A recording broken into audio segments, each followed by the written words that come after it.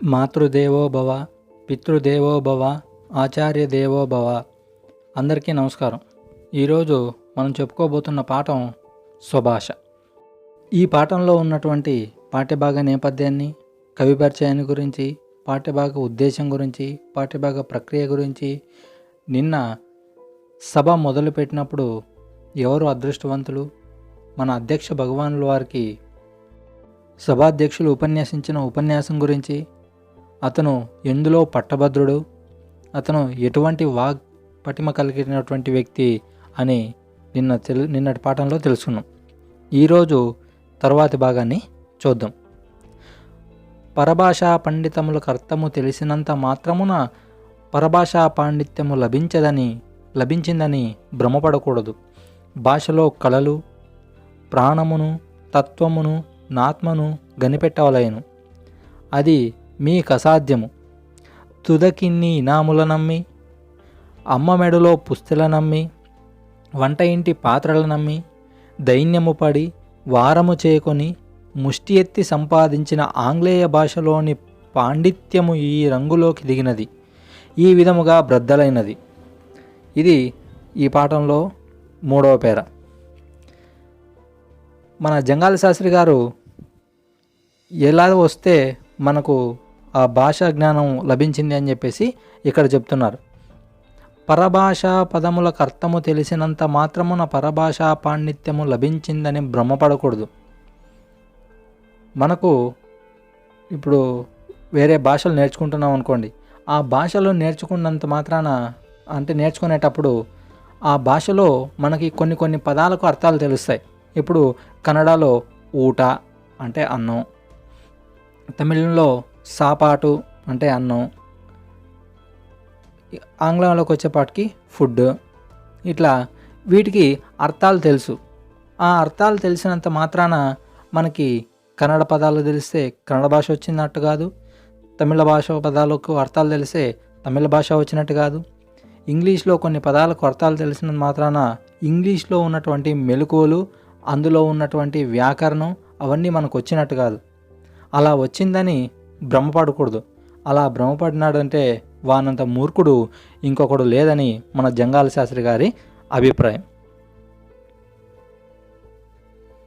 భాషలో కళలు, ప్రాణము, తత్వము, నాత్మను కనిపెట్టవలేను. ప్రతి భాషలో ఉన్నటువంటి కొన్ని మెలకువలు ఉంటాయి. అందులో జాతీయాలు ఉంటాయి, సామెతలు ఉంటాయి, ఆయువు పట్టు ఉంటుంది, దాంట్లో ఛందస్సు ఉంటుంది, అలంకారాలు ఉంటాయి, నానుళ్ళు ఉంటాయి.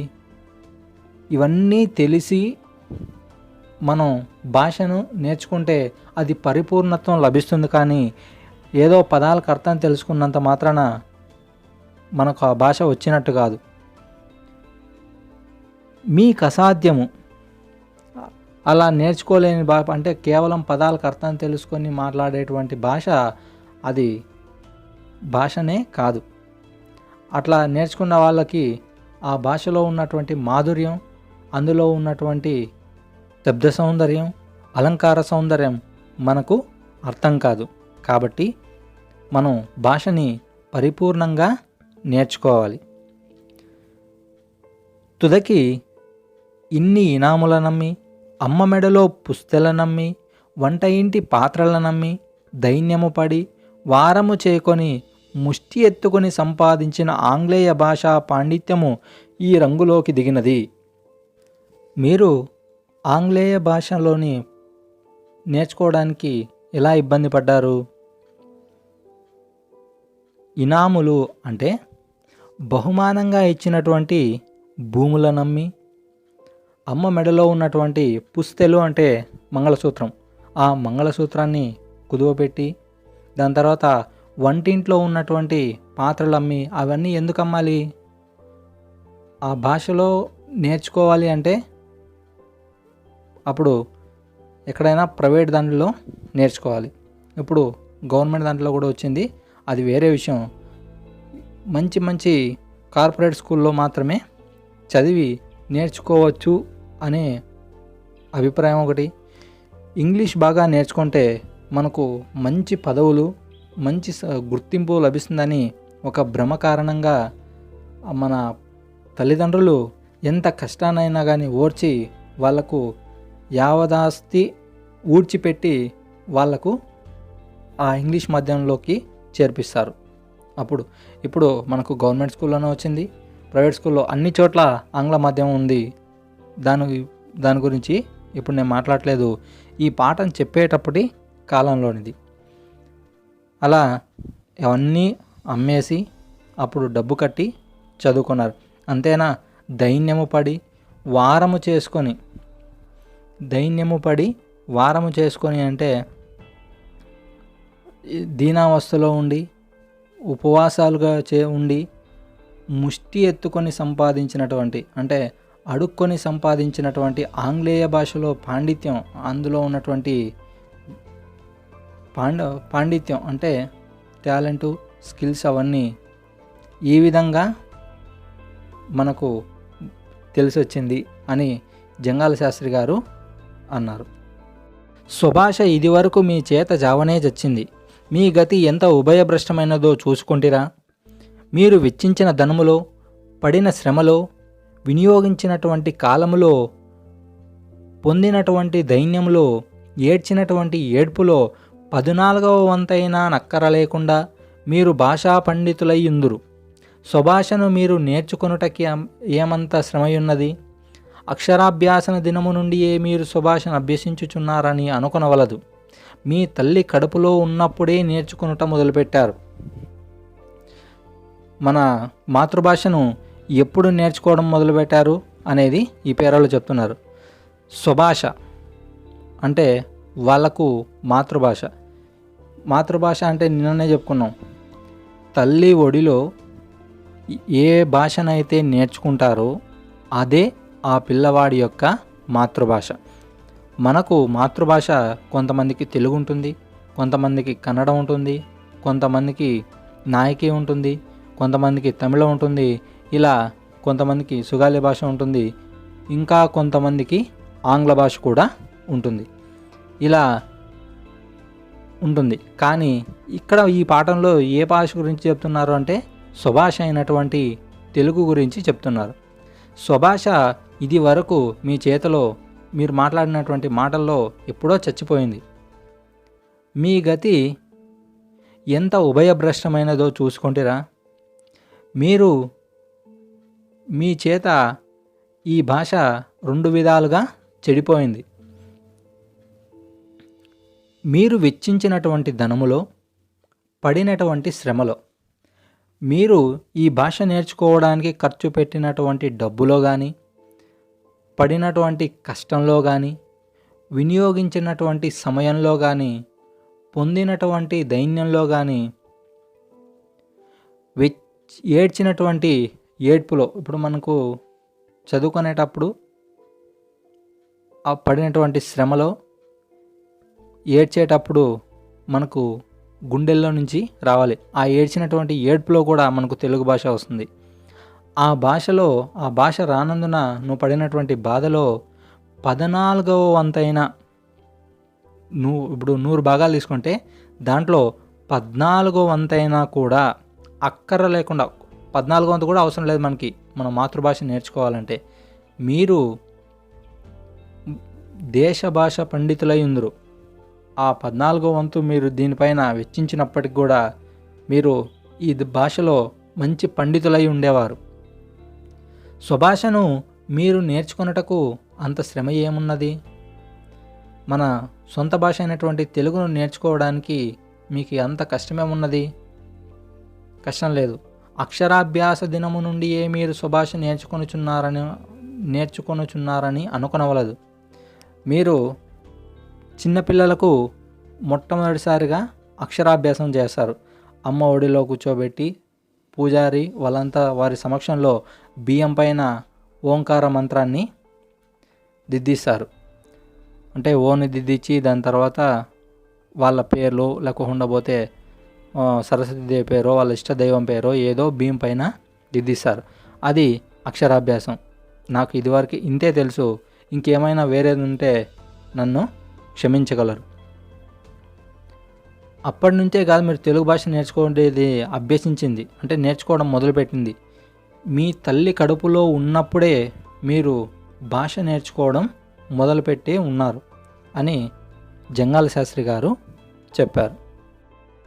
ఉపాధ్యాయుడైనను నక్కరలేకుండా గ్రంథములూరకే చదవకపోయిన ఎడల భాషాజ్ఞానము సంపాదించుటకేమంతసేపు.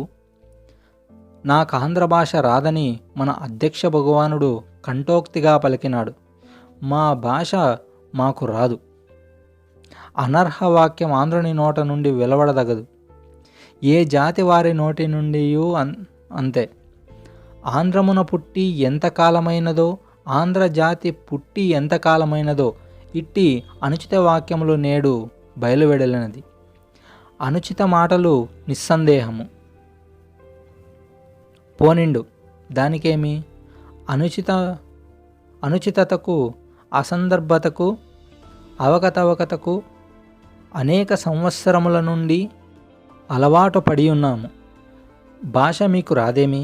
అబ్బా, మీరే ప్రయత్నము చేశారని రాదనుచున్నారు? భాష తనంతతో తాను మీకు వచ్చినయే అనుకొనుచున్నారా? తెలుగు భాషా జ్ఞానం ఎవరికి వస్తుంది, ఎలా వస్తుంది అనేది ఈ పేరలో చెప్పాడు మన జంగాల శాస్త్రి గారు. తెలుగు భాష ఎలా నేర్చుకోవచ్చో ఇక్కడ చెప్పారు.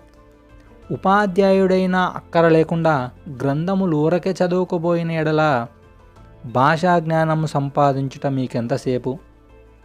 మన మాతృభాష చదువుకోవడానికి, నేర్చుకోవడానికి, ఆ భాషలో మంచి పట్టు సంపాదించడానికి ఉపాధ్యాయుడే అక్కర్లేదు. కొద్దిగా శ్రద్ధ పెడితే చాలు. ఇప్పుడు మన పల్లెల్లో చూస్తుంటాం, వాళ్ళకు సొంతంగా పేరు రాసేది రాదు, అయినప్పటికీ న్యూస్ పేపర్లు చదువుతారు, పెదబాల శిక్షలో ఉన్నటువంటి కథలు చదువుతారు, బుక్కులు కూడా చదువుతారు. కానీ వాళ్ళ సొంతంగా వాళ్ళకు పేరు రాసేది కూడా రాదు. ఇట్లాంటి వాళ్ళు ఏ ఊర్లో ఉన్నారో ఏమో నాకైతే తెలియదు, కానీ మా ఊర్లో అయితే నేను చాలా మందిని చూసా. మా చిన్నాన్న ఉన్నాడు, మా ఊర్లో ఇంకా చాలామంది వ్యక్తులు ఉన్నారు. వాళ్ళకి సంతకం చేయాలంటే థమ్సప్లు వాళ్ళు అంటే వేలిముద్ర వేస్తారు. అయినప్పటికీ న్యూస్ పేపర్లు ఎంత అనర్గళంగా చదవగలరు. అట్లా వాళ్ళు ఉపాధ్యాయుడు కూడా అక్కర్లేకుండా గ్రంథాలు చదువుకోమైనప్పటికి కూడా భాషా జ్ఞానం సంపాదించడం సులువు. ఆంధ్ర భాష రాదని మన అధ్యక్ష భగవానుడు కంఠోక్తిగా పలికినాడు. నాకు తెలుగు భాష రాదు అని మన సభాధ్యక్షుడైనటువంటి లాయరు కంఠోక్తిగా పలికినాడు, గట్టిగా చెప్పాడు, నాకు తెలుగు భాష రాదు అని. మా భాష మాకు రాదనుట అనర్హ వాక్యం. నా తెలుగు భాష నాకు రాదనడం అది అర్హమైనటువంటి వాక్యం కాదు. ఆంధ్రుడు మాట నోటి నుండి వెలువడదగదు. అట్లాంటి మాట తెలుగువారైనటువంటి వాళ్ళ నోట్లో నుంచి వచ్చేటువంటి మాట కాదది.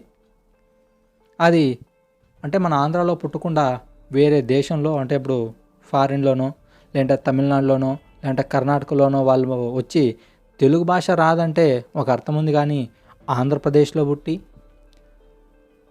ఆంధ్రాలో ఉన్నటువంటి మా తల్లిదండ్రుల సంరక్షణలో చుట్టుపక్కల ఉన్నటువంటి ప్రాంతంలో తిరుగుతూ ప్రతిదీ తెలుగులో అర్థాన్ని గ్రహిస్తూ పెరిగినటువంటి ఒక వ్యక్తి నాకు తెలుగు భాష రాదు అనడం అది అనుచితమైనటువంటి వాక్యం.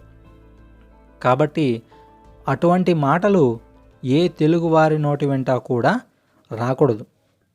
ఏ జాతి వారి నుండి నోటినైతే ఆంధ్రదేశమున పుట్టి ఎంతకాలమైనదో, ఆంధ్రజాతి పుట్టి ఎంతకాలమైనదో ఇట్టి అనుచిత వాక్యములు నేడు బయలువెడలినవి. ఆంధ్రదేశమున అంటే అటువంటి వ్యక్తి ఆంధ్రదేశంలో పుట్టి ఎంతకాలమైందో, అసలు ఈ తెలుగు జాతి పుట్టి ఎంతకాలమైందో, అప్పటి నుండి ఇప్పటి వరకు ఇటువంటి మాటలు ఎవ్వరూ వినలేదు, అనలేదు కూడా. కానీ ఈరోజు ఈ సభా వేదిక పైన మన అధ్యక్ష భగవానుల వారు నాకు తెలుగు రాదని గట్టిగా చెప్పారు. అనుచిత మాట నిస్సందేహము. పోనిండు దానికేమి.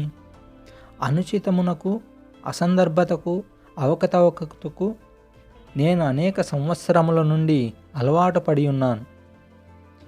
ఇది అనుచితమైనటువంటి మాట, దీంట్లో ఎటువంటి సందేహము లేదు. పోనీయండి, దీనికేమైంది? అనుచితమైనటువంటి మాటలకు కానీ సందర్భంలో ఇటువంటి సందర్భాలకు అవకతవకలకు నేను జంగాల శాస్త్రి గారు అనేక సంవత్సరముల నుండి అలవాటు పడి ఉన్నాను. భాష మీకు రాదేమి? తెలుగు భాష మీకు రాదయా అని ప్రశ్నార్థకం.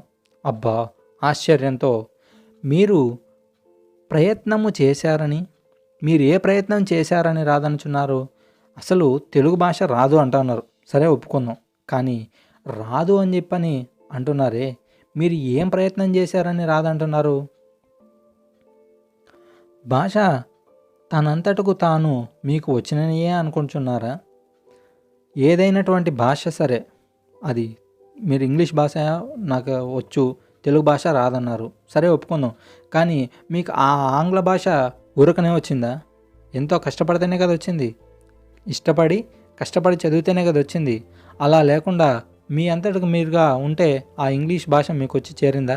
లేదు కదా అని జంగాల శాస్త్రి గారు మన అధ్యక్ష భగవానులతో ఇలా ప్రశ్నించి అడిగారు. అందరూ తెలుగులో మాట్లాడవలసినటువంటి ఇందరిలో నీ ఒక్కడ ఇంగ్లీష్లో మాట్లాడితివి.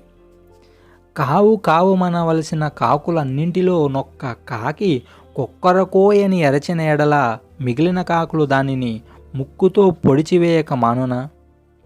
మేము నీ వంటి అనేక ప్రకృతులు అలవాటు పడిన వారము కావున సరిపోయినది.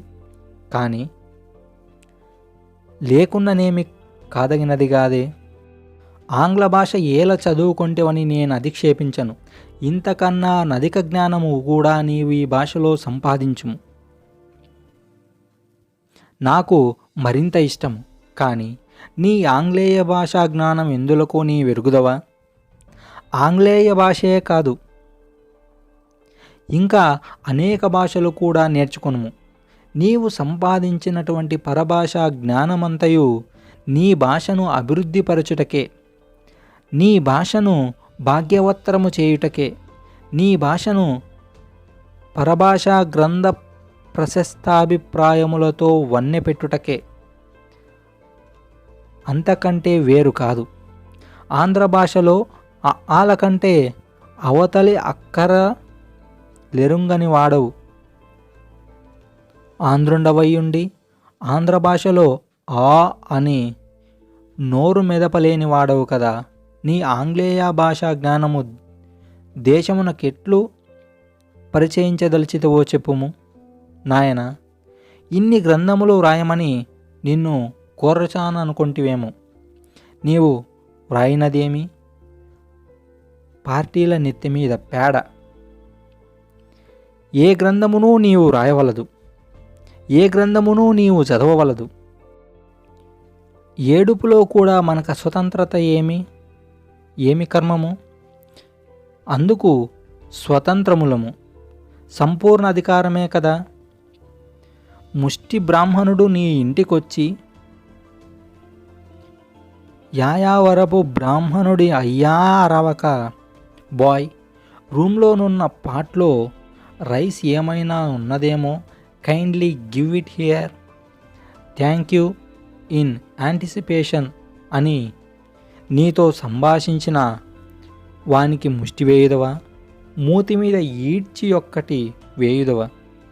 అలాగే ముష్టిలో ఈ ఆంగ్లేయ మాటలు కూడా అంత గౌరవప్రదములే అని నిశ్చయముగా నమ్ముడు.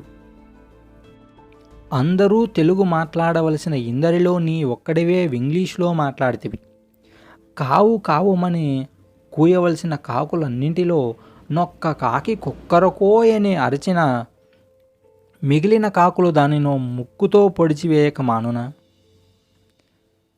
ఇంతమంది తెలుగు ప్రజలు ఉన్నారు, తెలుగు నేర్చుకుంటున్నటువంటి పిల్లలున్నారు, తెలుగు భాషను వచ్చినటువంటి పెద్దలున్నారు.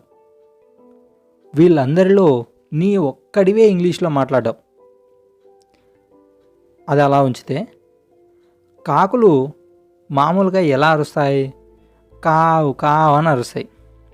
అట్లా అరిచేటువంటి కాకుల గుంపులో ఒక కాకి కోడిలాగా కుక్కరకో అని కూస్తే అవి మిగిలిన కాకులు ఊరికే ఉంటాయా? ఊరికే ఉండవు. ఎందుకు? ఇది మా జాతి రంగులో ఉంది, కానీ ఇది మా జాతి పక్షి కాదు, మాకేమైనా ప్రమాదమేమో అని ఆ కాకులన్నీ ఆ కాకిని ముక్కుతో పొడిచి పొడిచి ఆ మందలో నుంచి తోలేస్తాయి. ఇక్కడ మీరు ఒక విషయం గుర్తించాలి. కాకి గుడ్లు పెడుతుంది. కోకిల ఆ గుడ్లను పక్కకు దొబ్బేసి ఆ గూట్లో కోకిల గుడ్లు పెట్టి వెళ్ళిపోతుంది. కోకిల ఎప్పుడో కానీ పొదిగి పిల్లలను లేపదు. అలా పొదిగేటువంటి పక్షి కాకి. కోకిల కూడా ఎలా ఉంటుంది? నల్లగానే ఉంటుంది.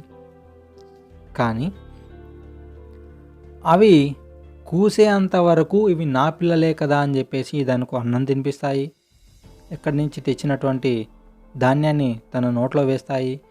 ఏ పక్షి కానీ ఏ కీటకమే కానీ తనకు హాని చేయకుండా కాపలా కాస్తాయి. ఒక్కసారి అవి కుయ్యడం మొదలు పెడితే ఆ కోకిలల్ని అక్కడి నుంచి తరిమేస్తాయి. ఎందుకు? అప్పటి వరకు అవే కదా సంరక్షించింది. పిల్లలు లేపింది కాకులే, తనకు ఆలనా పాలన చూసుకుంది కూడా కాకులే. కానీ ఒక్కసారి కూ కూ అని తన మధుర స్వరంతో కూయడంతో అప్పటి వరకు పెంచిన మమకారాన్ని కూడా పక్కకు పెట్టి ఇవి నా జాతి పక్షి కాదు, ఇవి నా బిడ్డలు కాదు అని అక్కడి నుంచి తోలేస్తాయి. అలాగే ఇంతమందిలో నీ ఒక్కడివే ఇంగ్లీష్లో మాట్లాడ్డావు. మేము నీ వంటి అనేక ప్రకృతులకు అలవాటు పడిన వారము కావున సరిపోయింది. మేమంతా మీలాంటి వాళ్ళు మాట్లాడే మాటలకి మేము అలవాటు పడ్డాం కాబట్టి సరిపోయింది.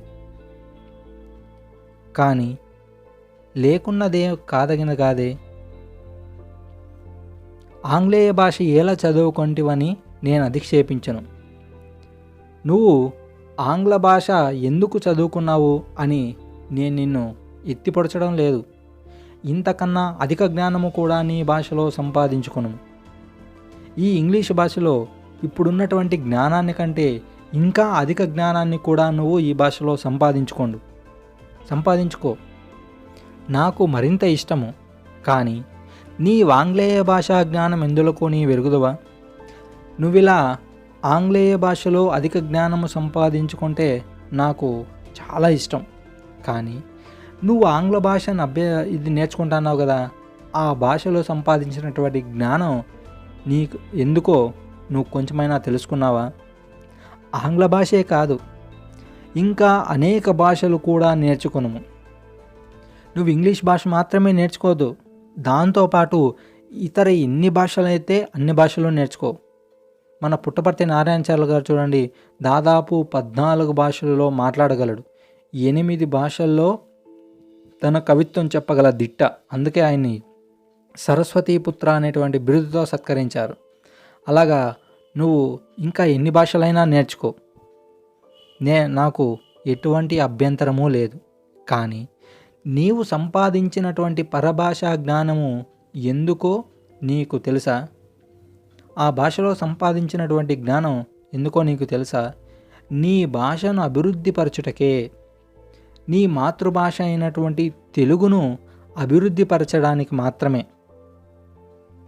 నీ భాషను భాగ్యవత్తరం చేయుటకే, నీ భాషలో ఉన్నటువంటి గొప్పతనాన్ని ఇతరులకు తెలియజేయడానికి మాత్రమే ఉపయోగపడాలి.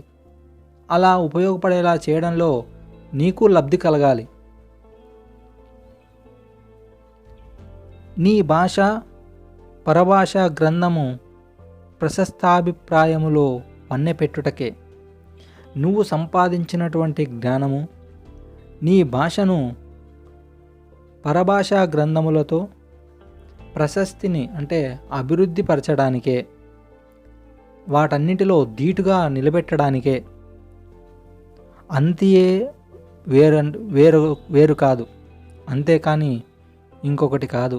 ఆంధ్ర భాషలో ఆల కంటే నవతలి ఎక్కరలేరుంగని వాడు కదా. ఆంధ్ర భాష అంటే తెలుగు భాషలో ఆలు తప్ప వేరే అక్షరాలు నీకు తెలియని వాడవు కదా. ఆంధ్రుడవై ఉండి ఆంధ్ర భాషలో ఆ అనే నోరు మెదపని వాడవు కదా. నువ్వు తెలుగువాడై ఉండవు. ఈ తెలుగువాడయ్యుండి కూడా ఆ అని నువ్వు నోరే కూడా పెగిలించలేనటువంటి వాడు కదా. నీ ఆంగ్లేయ భాషా జ్ఞానము ఏ దేశమునకు ఎట్లు పరిచయం చేయదలిచితువో చెప్పుము. నువ్వు ఆంగ్ల భాషలో జ్ఞానం సంపాదించుకున్నావు, సరే ఒప్పుకున్నావు. కానీ ఆ భాషను ప్రపంచానికి ఎలా పరిచయం చేస్తావు? ఉదాహరణకి ఇక్కడ ఇంతమంది పిల్లలు ఉన్నారు. ఈ పిల్లల్లో కొంతమందికి ఏదో కొన్ని పదాలకు అర్థం తెలుసు, సరిపోయింది. అదే ఇంగ్లీషు భాషలో ఉన్నటువంటి ఒక్క పదానికి కూడా అర్థం తెలియనటువంటి ఈ పిల్లలకు ఇంగ్లీషు భాష యొక్క గొప్పదనాన్ని ఎంత గొప్పగా చెప్తే మాత్రం ప్రయోజనం ఏముంది? అంతే కదా.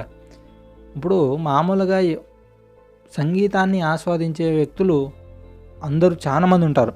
ఆ సంగీతాన్ని ఆస్వాదించలేనటువంటి వాళ్ళు కొంతమంది ఉంటారు.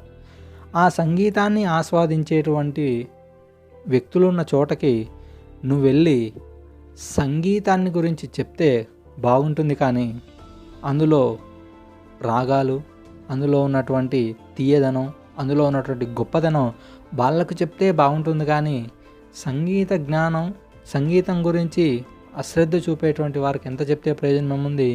దీనికి ఒక సామెత ఉంది, చెవిటోన్ ముందు శంఖం ఊదినట్లు అని. చెవిటోన్ ముందర నువ్వు అంటే మామూలుగా అన్నీ వినపడేటువంటి వాడి దగ్గరికి వెళ్ళి శంఖం ఊదుతూ ఎన్ని రాగాలు ఆలాపించినా వాడు వినసొంపుగా ఉంటుంది. విన్న తర్వాత తనకి కావలసినటువంటి భత్యాన్ని ఇచ్చి పంపిస్తాడు. అలా కాకుండా చెవిటివాడి ఇంటి ముందరికెళ్ళి ఎంతసేపు ఎన్ని రాగాలు ఆలాపించినా వాడు చివరికి ఏమంటాడంటే, ఒరే అది ఎమకరా, కొరకలేవు, అది మెదగదు, కొరకడం మానే అంటాడంతే. ఎందుకు? వాడు నువ్వు ఎంతసేపు ఏది ఊదినా కూడా మనకి వినపడి చచ్చిందా? అలాగే ఈ భాషా జ్ఞానం కూడా అంతే. నాయన, నిన్ను గ్రంథములు రాయమని కోరుచున్నాను అనుకుంటివేమో, నీవు రాయినదేమి? పార్టీల నెత్తి మీద పేడ. ఏ గ్రంథములు నీవు రాయవలదు, ఏ గ్రంథములు నీవు చదవలదు. ఏడుపులో కూడా మనకు అస్వతంత్రత ఏమి కర్మము? నాయన, నిన్ను ఏమైనా గ్రంథాలు రాయమని కోరుకుంటాను అనుకుంటేమో, నువ్వు ఏమీ రాయాల్సిన పని లేదు, నువ్వు ఏమీ చదవాల్సిన పని కూడా లేదు. నువ్వేంది రాసేది? గోడ మీద పేడ. ఏ గ్రంథములు నువ్వు అవసరం లేదు. అందులో కూడా నువ్వు ఏడ్చేటువంటి ఏడుపులో కూడా మనకు అస్వతంత్రత అంటే స్వతంత్రం ఉండాలి. కానీ అసలు అస్వతంత్రత మనకేలా?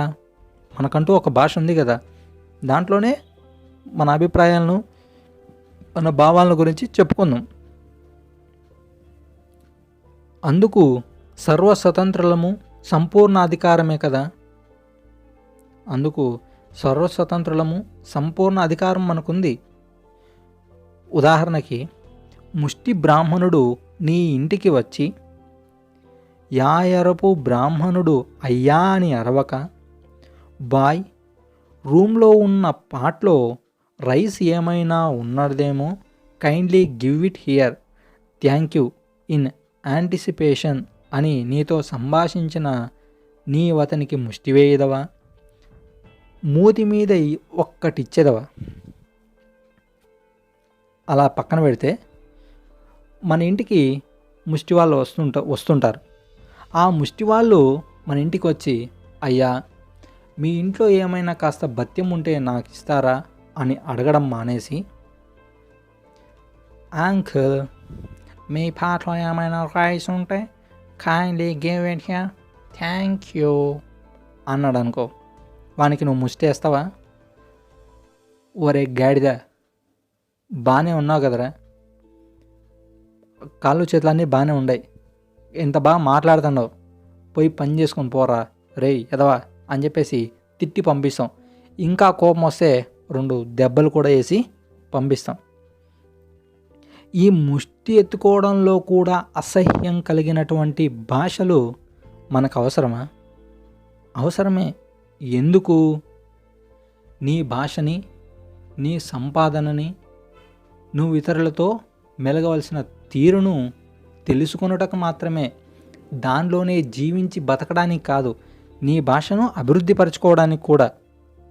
ఇవన్నీ చెప్పిన జంగాల శాస్త్రి గారి మాటలు విన్నటువంటి సభాధ్యక్షులు లేచి ఇలా అన్నారు: నాయనలారా, మీ సభా కార్యక్రమనంతయు చెడగొట్టి తిని మీరు నన్ను క్షమించవలయను.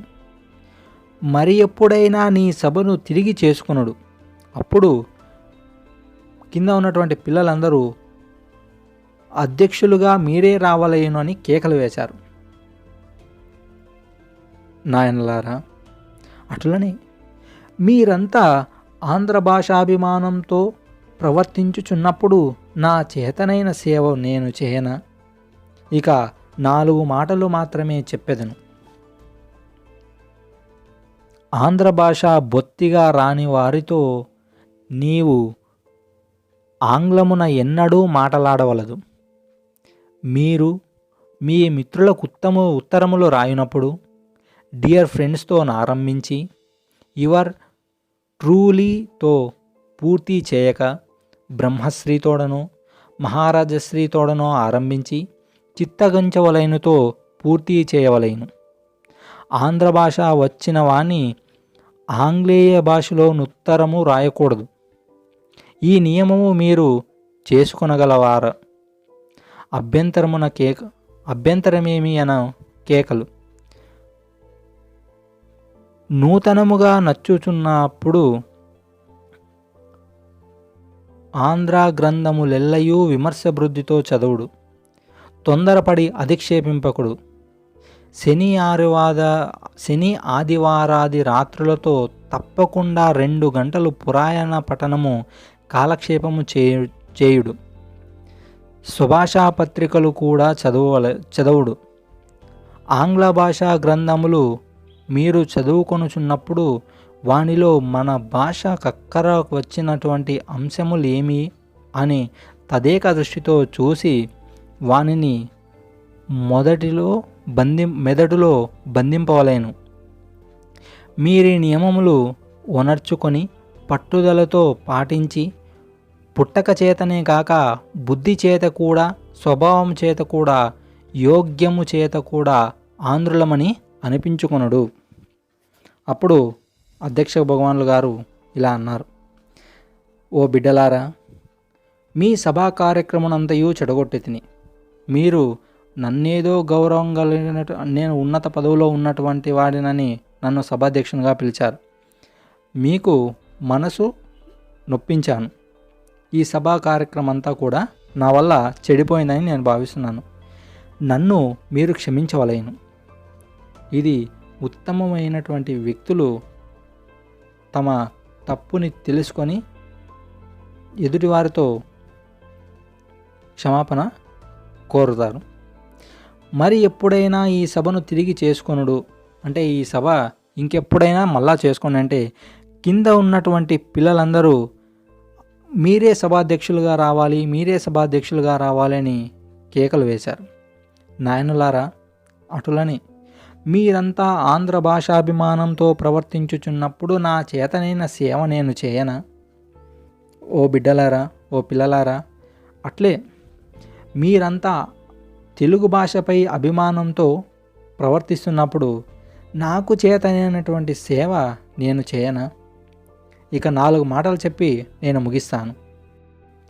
ఆంధ్ర భాష బొత్తిగా రాని వానితో మీరు ఆంగ్లేయమున ఎన్నడూ మాట్లాడవలదు. మనకు తెలుగు మాట్లాడడం వచ్చు. తెలుగు మాట్లాడడం వచ్చినటువంటి వారితో, లేదా తెలుగు కొంతమందికి మాట్లాడడం సరిగా రాదు, వేరే ఇతర భాషలేవో వచ్చు, కానీ ఆంగ్ల భాష రాదు. అటువంటి వారితో నీకు వస్తే వారి భాషలోనే మాట్లాడు, నీకు రాకపోతే అక్కడి నుంచి గమ్మని వెళ్ళిపో. అంతేకాని నాకు ఇంగ్లీష్ వచ్చు కదా, వీళ్ళ దగ్గర ఇంగ్లీష్ మాట్లాడి వాళ్ళని అవమానిద్దాం, లేకపోతే వాళ్ళకి అర్థం కాకుండా ఏదో మన గొప్పతనాన్ని మనం చెప్పుకుందామని ఎన్నడూ ప్రవర్తించవద్దు.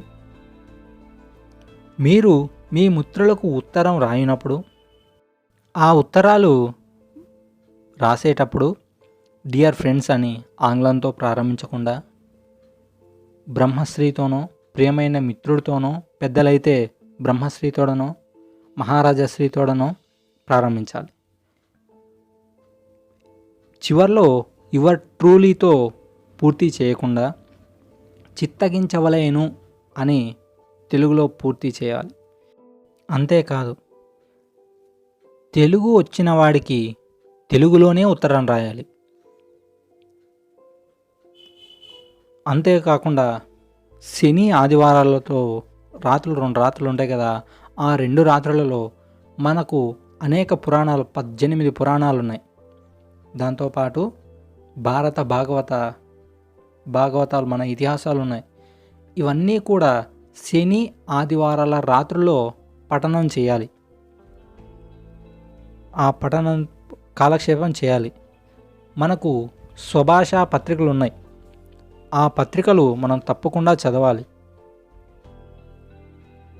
ఆంగ్ల భాషా గ్రంథములు మీరు చదువుతున్నప్పుడు వాటిలో మీ భాషకు అక్కర వచ్చేటువంటి అంటే ఉపయోగపడేటువంటి అంశాలను మీ మెదడులో నిక్షిప్తం చేసుకోవాలి.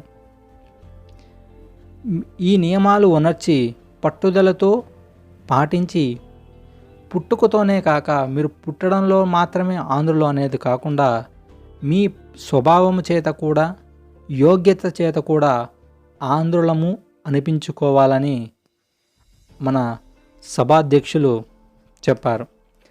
ఇంతటితో స్వభాష అనేటువంటి పాఠం పూర్తి అయింది.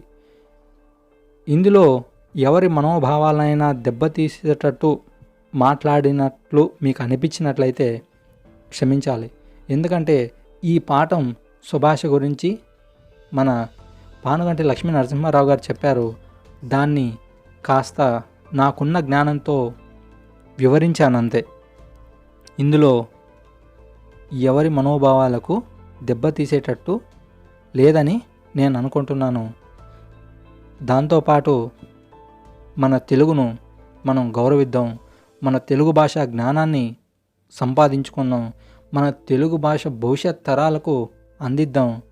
మనం పుట్టుకతోనే కాదు, మన కవిగారు అన్నట్టు స్వభావం చేత కూడా తెలుగువారు మనం అనిపించుకుందాం.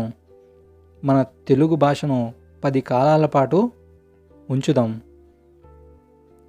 దాంతోపాటు వేరే భాషలు నేర్చుకోండి, వేరే భాషల్లో అధిక జ్ఞానాన్ని సంపాదించండి. కానీ నీ స్వతంత్ర భాష మాతృభాష అయినటువంటి తెలుగును అవమానించద్దు, దాన్ని పెడచెవిన పెట్టద్దు.